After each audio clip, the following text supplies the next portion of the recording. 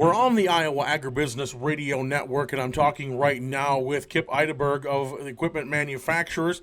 And Kip, thank you for taking the time to visit with us today. Hi, you're welcome, Dustin. Great to be with you. So what we're talking today about is the fact that infrastructure is something that is sorely needing upgrading here in rural America, and we could go on and on about the list and how long that list is for infrastructure needs. But that is something I know that the Biden campaign has, and when they were campaigning, I should say, the Biden administration, they talked about infrastructure, they talked about upgrades. It's been something that's been talked about for a while now, at least the past decade. Where are we at as we get in here in this first 100 days of the Biden administration? Well, I think when it comes to infrastructure, Dustin, the time is now. And you mentioned President Biden. His plan to build back better in rural America specifically rightly notes the crumbling state of our country's infrastructure. And by the way, Dustin, 30% of rural roads are in poor, mediocre condition, probably something that your listeners experience on a daily basis. And certainly equipment manufacturers have experienced this deterioration firsthand as well, how it jeopardizes jobs, our agricultural competitiveness, and the health of rural families. And past efforts, from our perspective, have too often focused on urban and suburban infrastructure while not adequately addressing the unique needs of rural communities. And so we have urged the Biden-Harris administration and Congress to address this as part of that massive infrastructure funding package you mentioned as that takes shape. And we are optimistic that we will actually see some action on infrastructure this year. You know, and people don't realize how really important the infrastructure is in the rural parts of the country. I mean, that's what moves our goods across the world, whether it's the livestock, whether it is the grains that we're hauling around or what have you. There's just so much business that takes place and so much of our raw materials that come out of this part of the country. It really would be wise to spend some money in there. I mean, it's nothing for me to hear comments around Iowa here where people make jokes about the 3-bedroom, 2-bathroom potholes they see on some of these rural roads, and it's wreaking havoc also on their bottom lines because they're having to put more money into repairs.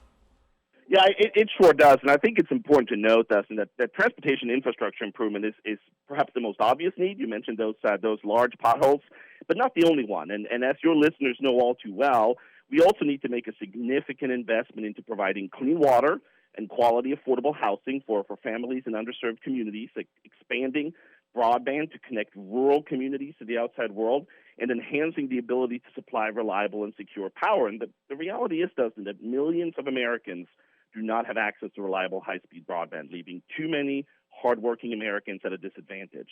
Given the importance of connectivity, and again, something that your listeners know all too well, expanding access to high-speed internet, for example, will ensure all Americans can participate in the digital economy, utilize critical telehealth services, and remote learning opportunities, which I think we've all realized has never been more important, by the way. So to us, infrastructure has to be more than just roads and bridges.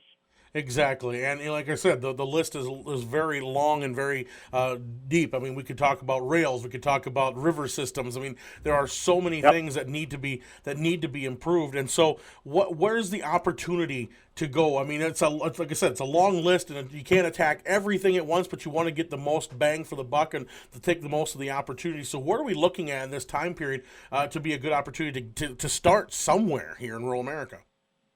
Well, I think more than anything, we have to make the case that the time is now. Infrastructure is an American priority, and therefore it needs to be a bipartisan priority. We've been talking about the need to make a significant investment in our nation's infrastructure for decades, Dustin. Time after time, president after president, Congress after Congress, Republicans and Democrats have let the opportunity pass them by, and we cannot allow this opportunity to pass us by yet again. I'll give you an example. Rural America's roads and bridges face a $211 billion backlog in critical repair and improvements. And so we need to rebuild. We need to modernize our nation's infrastructure so we are not just only competing with the rest of the world, but leading the rest of the world. And I think that is the message that Iowans and Americans overall need to deliver to Congress. They just got to get this done, and they got to get it done now. All right, so obviously, you know, for producers, we talked about many different things that you know they need to bring to the attention. It's getting in contact with your elected representatives and really pushing that envelope forward to say, hey, we need to do something, and that goes from your local Congress people all the way up to the White House. I mean, we have that right and we have that ability to contact these elected representatives all the way to the top. Yeah, we do. And I think the other point, too, that is an important one to make, Dustin, because this is typically where the infrastructure debate turns on and where, any progress has fallen apart in years past, and that is how to pay for it. And from our perspective as equipment manufacturers, it is vital that we have a competitive business climate to succeed. And that means we should not muck around with corporate tax rates or increase the tax burden on individuals or pass-through entities. It also means that we need to ensure that we have a solid regulatory permitting environment that allows Americans to outcompete the rest of the world. An investment in infrastructure, from our perspective, is an investment in our country. It will create millions of family-sustaining jobs. It will jumpstart our economy, and it will put us on a path to a full recovery. Now, I don't want to oversimplify this, Dustin, but this can no longer be just a debate about how to pay for it. It needs to get done, and we need our elected representatives in Washington to do their job and figure it out. So, if your listeners are talking to their elected officials, yes, there's urgency. We've got to get something going on infrastructure, but we also got to make sure that we pay for it in a way that is sustainable and does not further diminish our competitiveness in the global economy, but rather enhances it. All right. Well, that's the questions I have for you, Kip. Is there anything you want to add for our listeners before we wrap up today? Well, I appreciate that. The one thing I would make, the point here I would make is the equipment manufacturing industry. We've got about 1,000 member companies, 2.8 million men and women of our industry that make the equipment that builds, powers, and feeds the world. But the point here, and I think it's an important one for your listeners, is that these men and women are not just welders, fabricators, and machinists. Many of them are farmers and ranchers. And 1 in 3 of them live and work in rural communities across the country compared to just 1 in 5 people overall in the United States. So our industry is not just deeply connected to rural America, but we are a big part of it. And, many of our member companies will be very familiar to your listeners, Dustin: Vermeer Corporation, Impella, Kinsey and Williamsburg, Gomeco, and Ida Grove. And so to us, the success of rural communities means the success of equipment manufacturers. So we got to work together to make the economy work better for us, to make us more competitive, whether we're selling skid steers or soybeans, and to make sure that rural communities are stronger and more resilient so that more families will prosper throughout our country. All right. Well, Kip, I thank you so much for taking the time to visit with our listeners today.